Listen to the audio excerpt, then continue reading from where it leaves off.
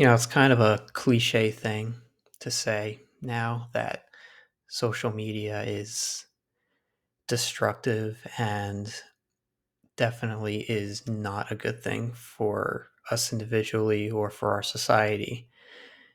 And of course, there's always the long list of reasons for that. And there's just so many of them. And I think one that has really opened my eyes to it, and it happened today, that I think a lot of us don't think about is how much it destroys hope. I think social media is really a tool made by made by Satan to try to destroy the theological virtue of hope in people. And so there was this, for example, there was this instance today where I'm never on Facebook. I just have an account because I have to have one for my job to be able to access the site. But there was just a little bit of something last night where there was noise and it made it hard to sleep. So, first world problems. And it was, I don't know how I ended up on it, but I was on one of the like community pages for the town that I live in. And I was like, all right, well, this is a good way to figure out what's going on. So I just asked, there was this noise from this place last night. It was going on all night.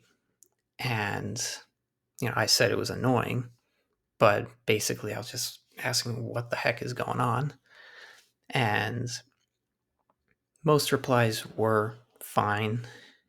Some people were just being uh, either agreeing with me or just stating other opinions and trying to tell me what was happening. There were some that actually were informative, and then there were some that were kind of nasty. And that just made me think, what, in this small town where everybody's pretty much friendly to each other, why are there so many nasty comments on here? The ratio is not looking, wasn't good. And it just got me thinking that this is just the social media effect. It's, what was I saying? So I have almost no negative interactions with people in reality when I'm out in the town, going to the stores, driving around. I can't think of one instance where something negative has happened. Someone said something nasty to me, or I said it back to them. But on social media, right away, I mean, I'm never interacting on these things. And suddenly, I'm getting all these nasty comments from people. And I think it's because just for whatever reason, social media either draws in most of the degenerate people, or kind of a strong way of saying it. Maybe better way of saying that would be it gets the most degenerate out of people. It gets the worst out of people. And so, for the most part, whenever you're interacting with someone on social media, you're getting the worst of them. And so that just made me think, well, I mean, that's, that's a, that's a bad thing. That sounds like a weapon from Satan to destroy hope.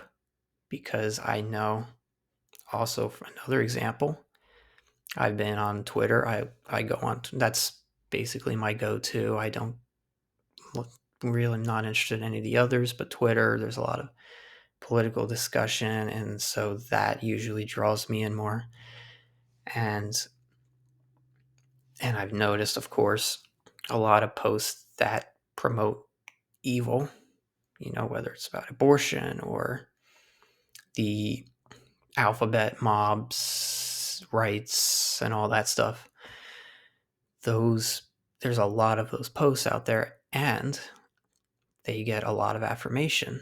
They get a lot of likes, a lot of retweets, people agreeing with them, and it's really a device to make you despair and feel as though you're in a.